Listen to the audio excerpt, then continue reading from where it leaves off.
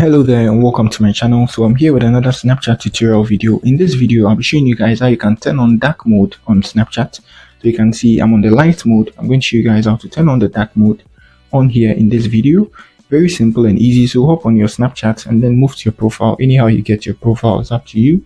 Just move to your profile like this. So on here just move to your settings. Good.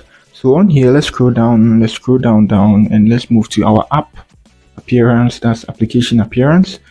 So now let's move here, and this is it. You can see it here. So I tap on that. Good. And you can see my default setting is always light. So let me move it to dark. I can even custom it, but then I don't think it's necessary. It's going to be a long video. So let me choose the dark.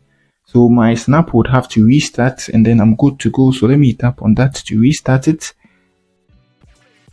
So you can see now my Snapchat has been changed to dark mode.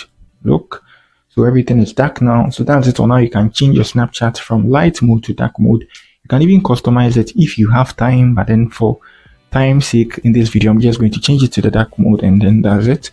So if you are new here, try to give me a like and then subscribe to my channel. Peace.